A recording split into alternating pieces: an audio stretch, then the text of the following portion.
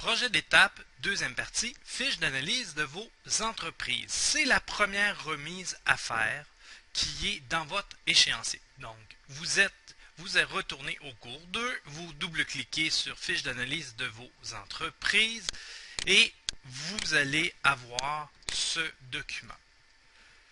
Vous avez un endroit pour vous aider qui s'appelle le boursorama.com. Donc, sélectionner, CTRL-C pour copier, CTRL-V pour coller. Vous allez tout simplement pouvoir aller et être en mesure de pouvoir faire une analyse de vos compagnies que vous avez sélectionnées.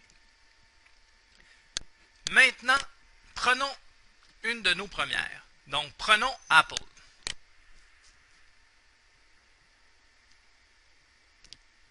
Dans un premier temps, vous allez remarquer qu'une fois que vous avez cliqué sur cet indice, vous avez une description de cette entreprise.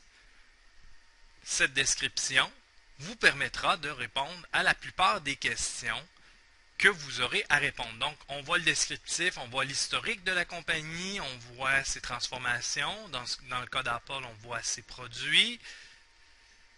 Mais si nous regardons bien la fiche analytique, ça nous permet de savoir le nom de la compagnie, son symbole boursier, son secteur d'activité, l'informatique, nature des activités de la compagnie. Donc, vous résumez en 2 ou 3 phrases cette situation-là. Catégorie d'employés. Dans le fond, on va faire ça simple. Je veux le nombre d'employés dans cette compagnie. La problématique, la plupart du temps, c'est que le nombre est nulle part. Pour ce faire, situation la plus simple, allez dans votre moteur de recherche, tapez la compagnie Apple, nombre d'employés, et vous allez avoir des ressources qui vont vous permettre de répondre. Donc, dans ce cas-ci, si nous allons, on sélectionne l'information, CTRL-C, on s'en va dans la fiche et on va coller l'information. Par contre, compte tenu que ces informations-là sont très fluctuantes, il va nous falloir indiquer notre source. Pour ce faire, dans le cas du site que j'ai pris, je prendrai l'adresse du wiki qui m'a servi d'information et je collerai l'information. Perspective par les économistes, on conserve ou on vend. Oh, l'information commence à être intéressante. Pour ce faire, dans Boursorama, là, pour avoir de la facilité, je vous invite à sélectionner, copier-coller, dans le fond, son nom d'indice boursier. Boursorama va vous donner des perspectives, des analyses et va nous donner de l'information. Pour cette partie-là, consensus, donc dans le fond, c'est de l'analyse. Les principaux analystes nous disent est-ce qu'on vend, est-ce qu'on achète.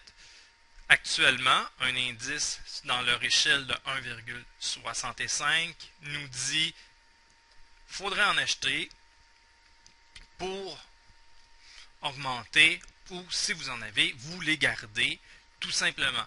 Et donc, dans ce cas-ci, vous retournez à votre fiche et vous indiquez perspective par les économistes à conserver.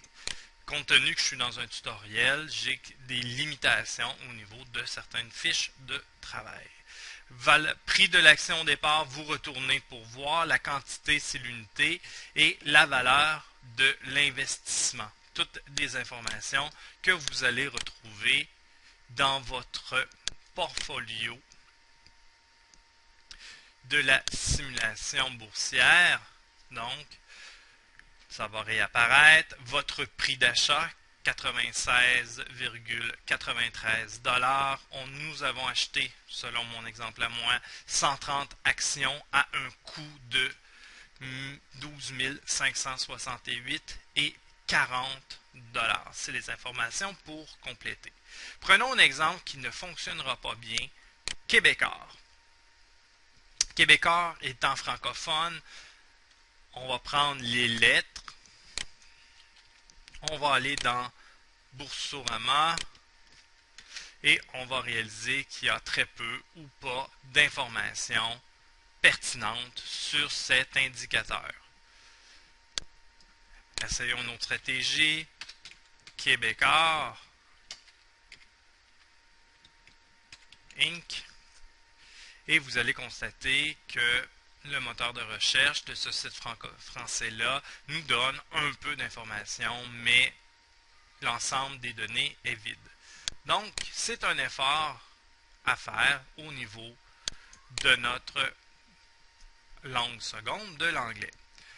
Donc, on peut lire le tout petit texte qui nous dit que Québécois est une compagnie de médias engagés dans le câble et les télécommunications mobiles, les productions de journaux et tous ces ensembles-là.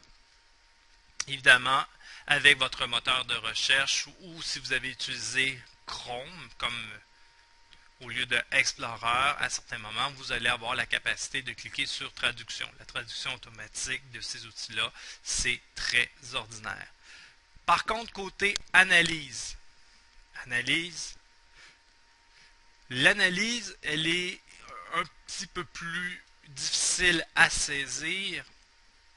Donc, vous regardez analyse, la recommandation et les révisions. Est-ce qu'on doit acheter? Est-ce que, donc, au niveau, ça ressemble, c'est les mêmes échelles, mais l'analyse n'est pas mise en chiffre de la même manière.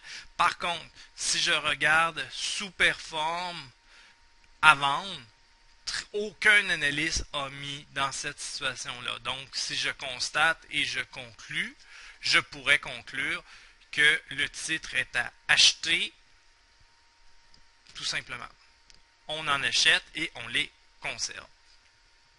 Voilà, c'était la fin du tutoriel. Vous devez faire 3 de vos entreprises, enregistrer les quelques documents Word et les déposer dans la section de remise. Pour ce faire, la section de remise, on va aller voir dans la classe virtuelle, remise du projet. Donc, vous cliquez sur la partie que vous voulez remettre. Dans ce cas-là, c'est la première partie. Voilà le lieu où vous pourrez déposer. Personne n'a encore déposé ce devoir. On clique sur le dépôt. Effectivement, petit problème, je suis en situation, je vais me mettre en situation d'étudiant comme vous. Là, je suis en situation d'administrateur. Je n'ai aucune remise comme administrateur.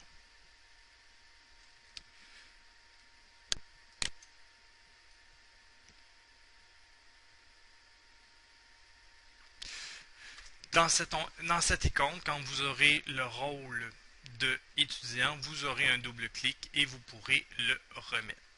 Je ferai un tutoriel fonctionnel dans quelques instants sur la question. Pour Québécois, le nombre d'employés, tout simplement de faire la même procédure et d'utiliser dans les moteurs de recherche, tout simplement.